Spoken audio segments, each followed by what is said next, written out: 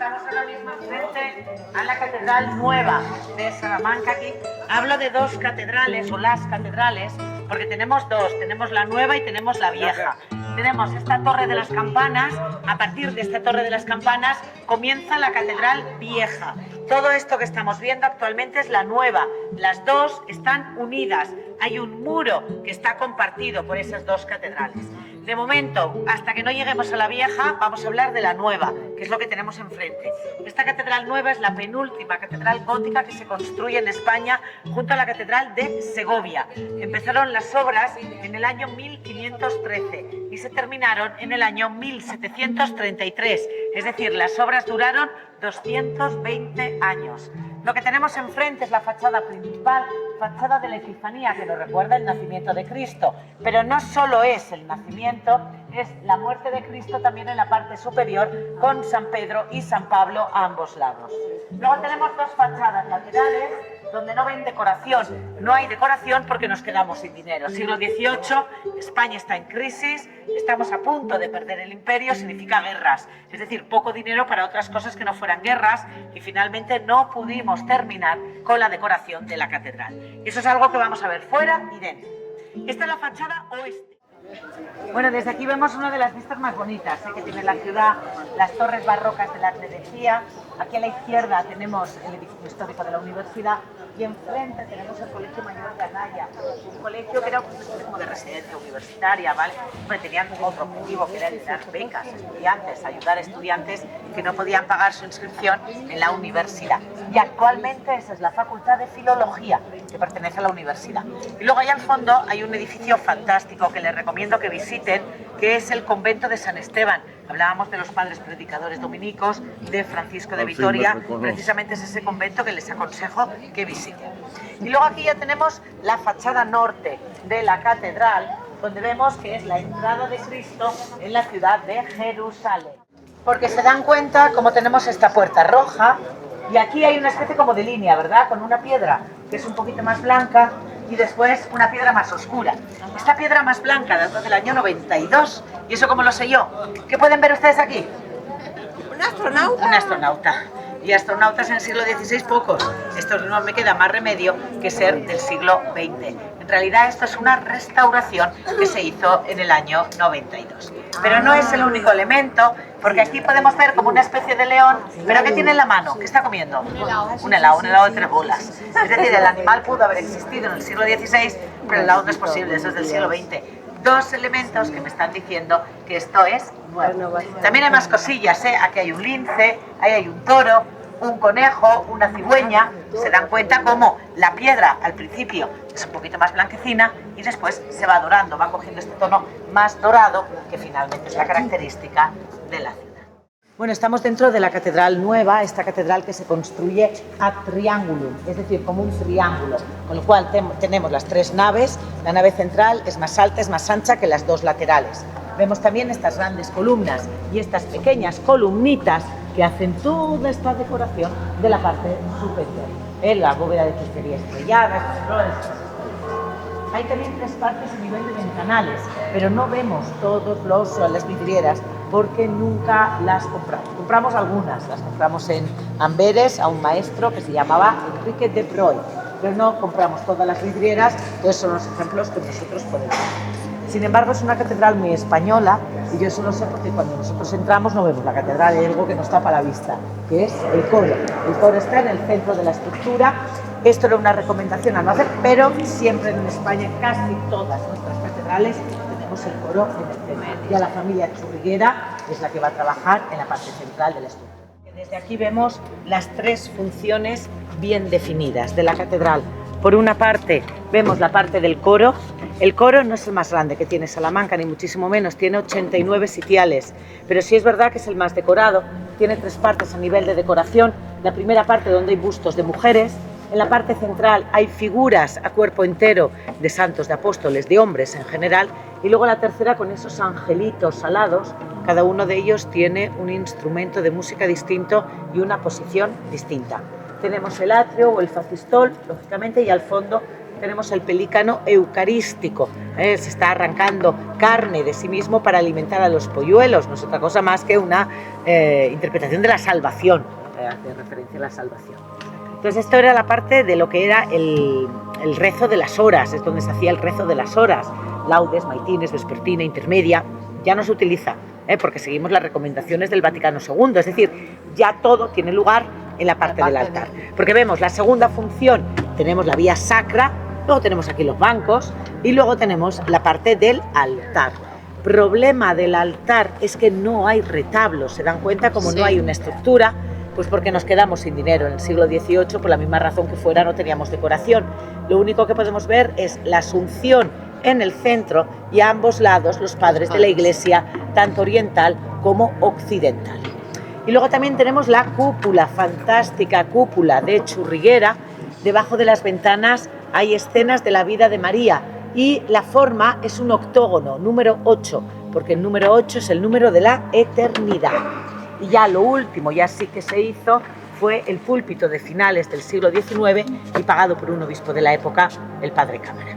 Bueno, es una típica estructura que intentamos adaptar actualmente al Vaticano II, al Concilio Vaticano II, tener la misa en comunidad, con lo cual ya no utilizamos la parte del coro, sino que todo tiene lugar en la parte del altar, incluido laudes que se hacen por los domingos a las 10 de la mañana, pues tiene lugar en la parte del altar. Siempre he intentado tener esa interpretación de la misa en comunidad.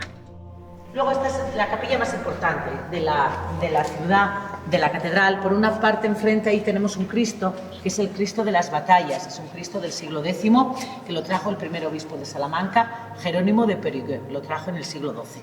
Y luego tenemos esta otra escultura que es de Venancio Blanco, es del año 1991, es una sola pieza de madera de pino de Balsaín y representa el primer momento de la resurrección de Cristo. En realidad las dos esculturas me están diciendo lo mismo, Dios dio su vida por nuestra salvación, pero con una diferencia de 1000 años.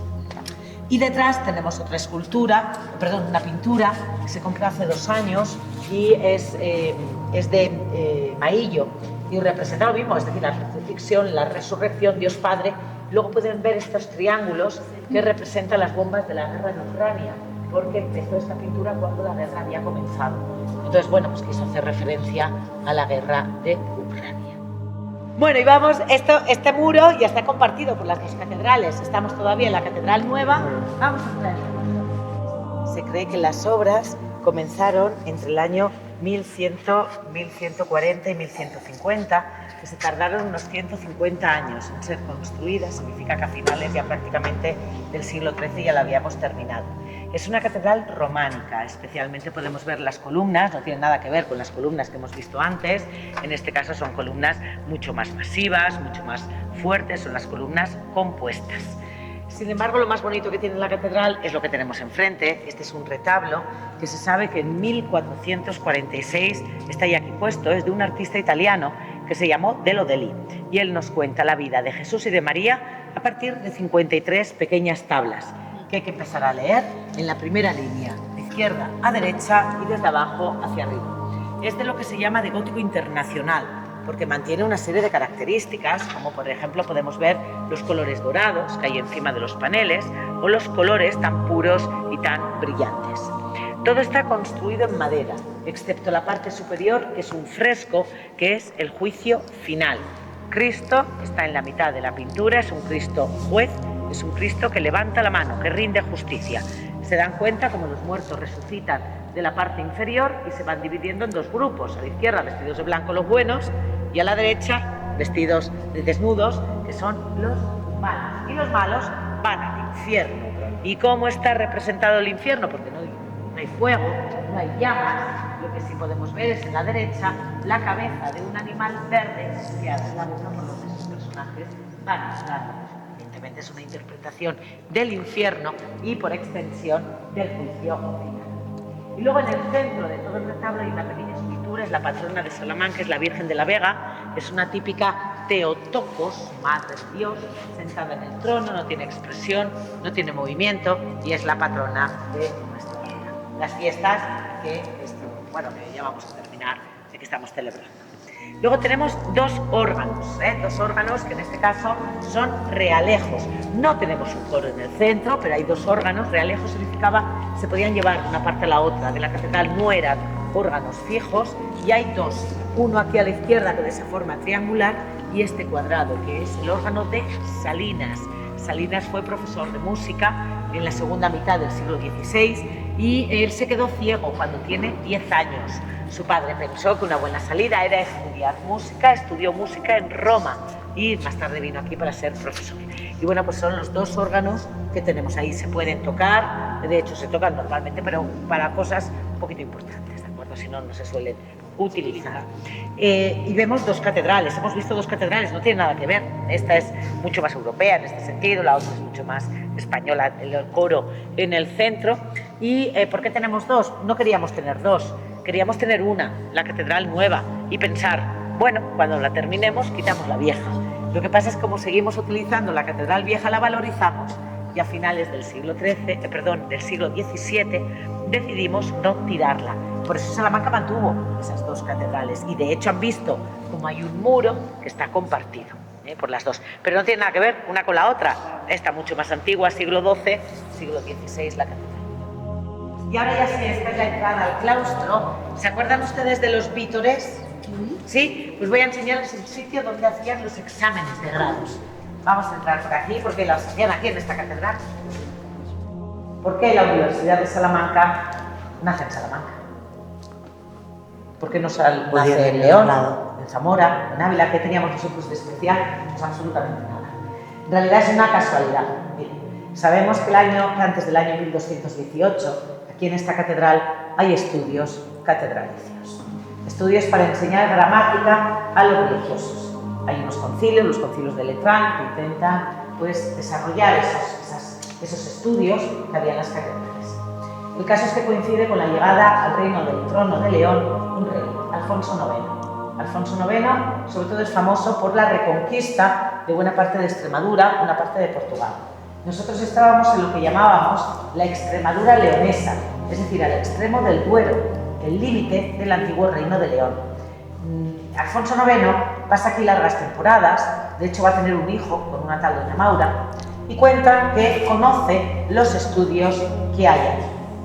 Y Alfonso IX, a comparación de lo que su primo Alfonso VIII de Castilla había hecho en Palencia, saca los estudios que hay en esta catedral y los llama estudios generales. Un poquito más tarde, Alfonso X el Sabio es el que nos da la Carta Magna. Es decir, nosotros tenemos una universidad en Salamanca por culpa de esta catedral vieja. Este es el origen de nuestra catedral. Miren, si yo me apunto a un curso, aprender, no sé si pero a que quiero el título. Ah, sí, eso sí lo quiero.